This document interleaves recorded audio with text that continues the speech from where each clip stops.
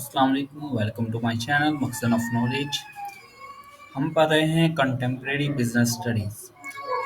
इसमें हम हमारा जो टॉपिक है आज का वो है managing information and business relationship. Managing information in business को जब हम इंफॉर्मेशन को मैनेज करते हैं तो हम उसे MIS यानी मैनेजमेंट इंफॉर्मेशन सिस्टम भी कहते हैं। Managing information in business is a critical aspect of ensuring organization efficiency, decision making and overall success। Information को मैनेज करना बिजनेस की बहुत ही ज़रूरी पहलू है ताकि ऑर्गेनाइजेशंस की जितने भी डिसीजंस हैं और सक्सेस है वो एफिशिएंटली अचीव किए जा सकें।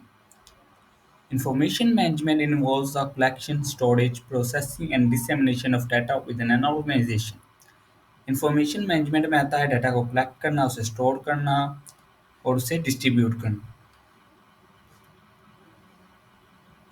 इंफॉर्मेशन को मैनेज करने में जो हम स्टेप्स हैं हमारे, उसमें पहला स्टेप हमारे पास आता है इंफॉर्मेशन सिस्टम एंड टेक्नोलॉजी। इसमें हम सॉफ्टवेयर का यूज़ करते हैं जो इंफॉर्मेशन है उसे स्टोर करने के लिए, उसे कलेक्ट करने के लिए।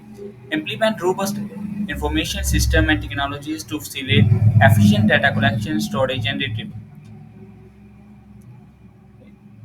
जो है इंफॉर्मेशन सिस्टम एंड टेक्नोलॉजीज को इम्प्लीमेंट करना है डाटा को कलेक्ट करने और स्टोर करने के लिए।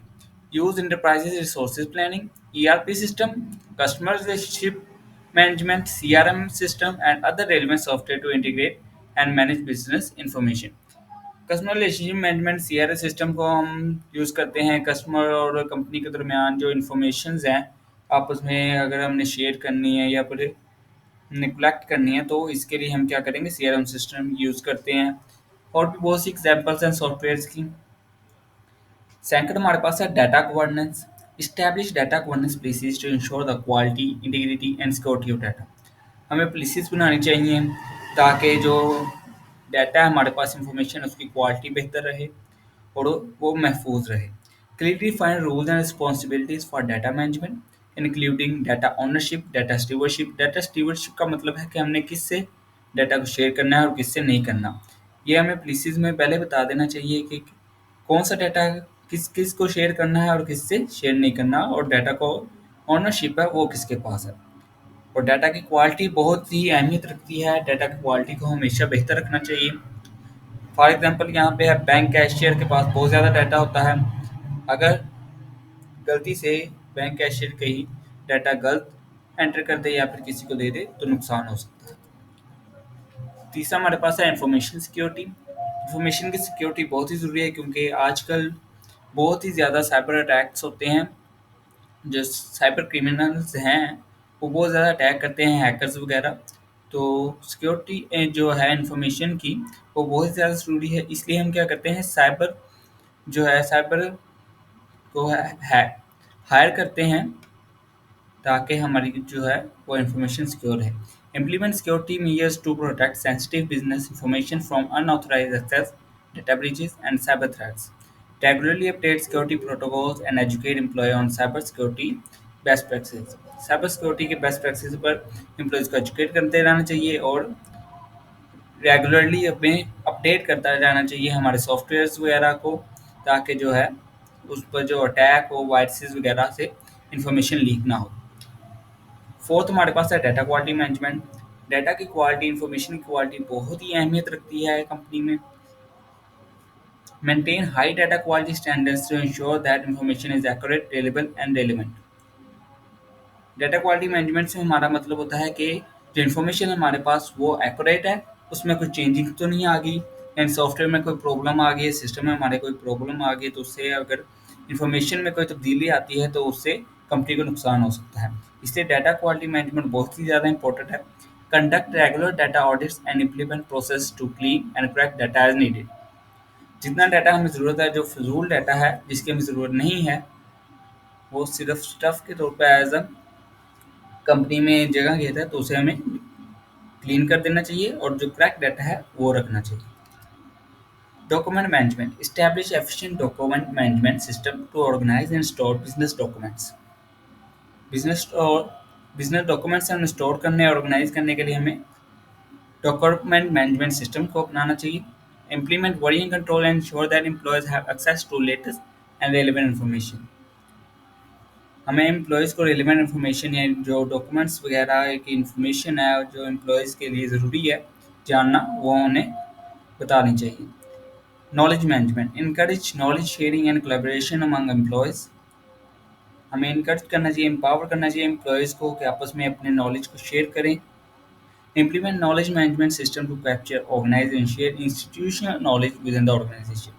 हमें एक ऐसा सिस्टम इम्प्लीमेंट करना चाहिए, बनाना चाहिए जहाँ पर जो है एम्प्लॉयज़ हैं, वर्कर्स हैं, वो इजीली इंफॉर्मेशन हासिल कर सकें. मिसाल के तौर पर पंजाब यूनिवर्सिटी में कैप्चा है एक.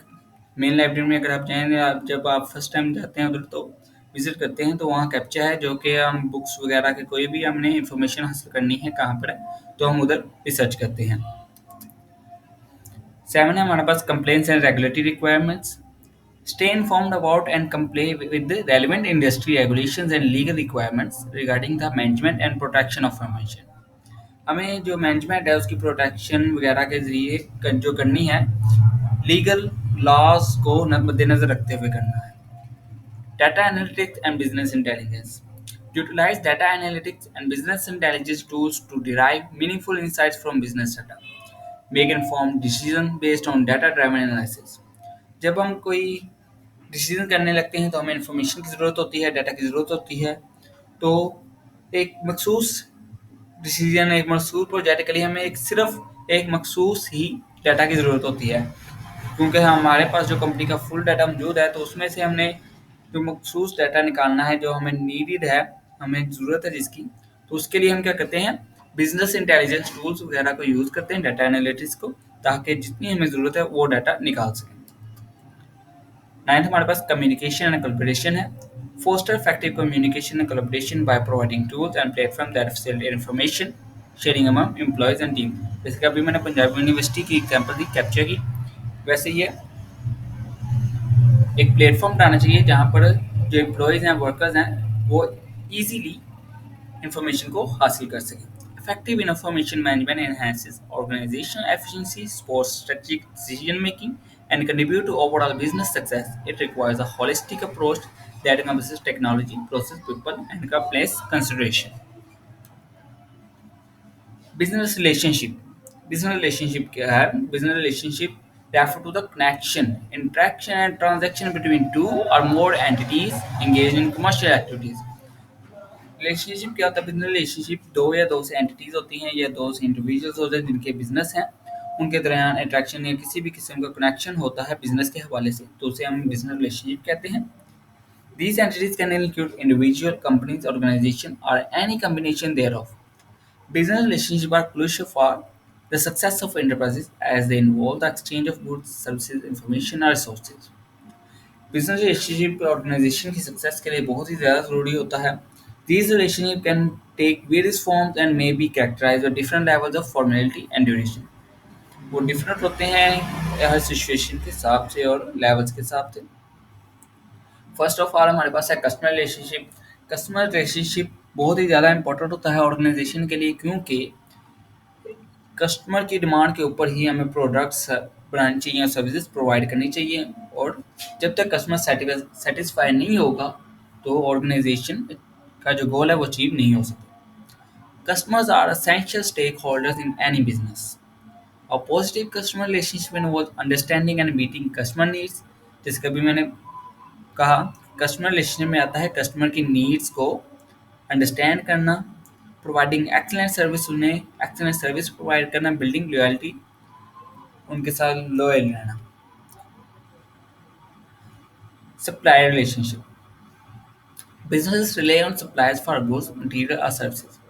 सप्लायर की हमें ज़रूरत होती है गुड्स, मटेरियल, रॉ मटेरियल वगैरह हासिल करने की. हमें जब प्रोडक्ट्स बनानी चाहिए, फिनिश गुड्स बनानी होती हैं, तो हमें उसके लिए रॉ मटेरियल की ज़रूरत होती है. तो उसके लिए सप्लायर रिलेशनशिप बहुत अच्छा होना चाहिए.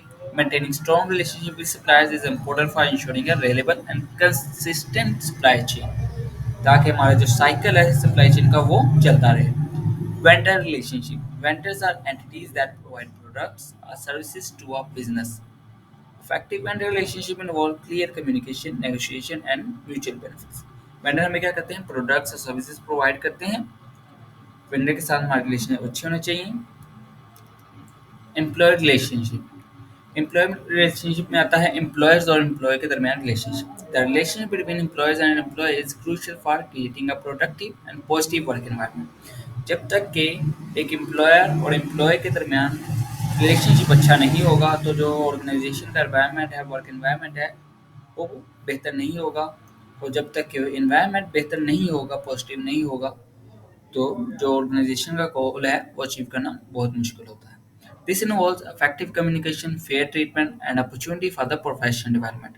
एम्प्लॉय के साथ फेयर ट्रीटमेंट करना चाहिए, उसे अपॉर्चुनिटी देनी चाहिए ग्रोथ करने के लिए।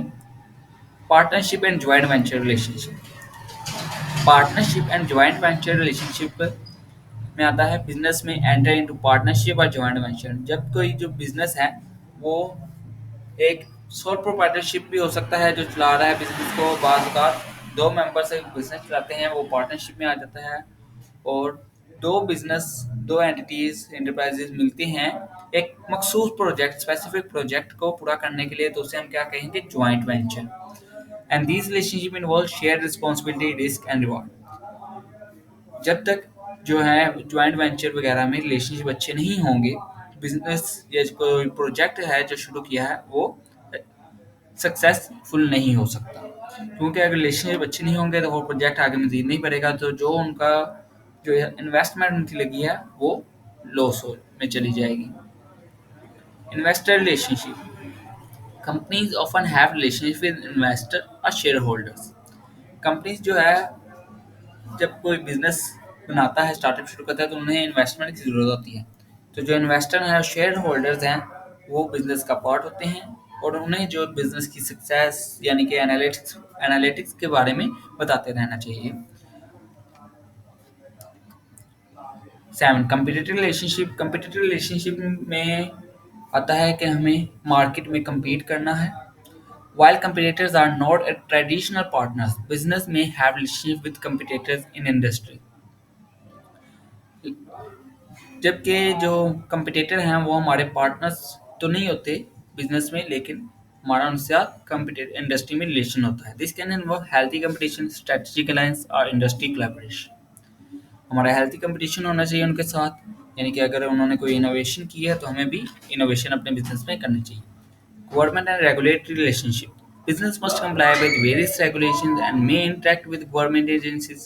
Building positive relations with regulatory bodies can help ensure compliance and favorable operating environment.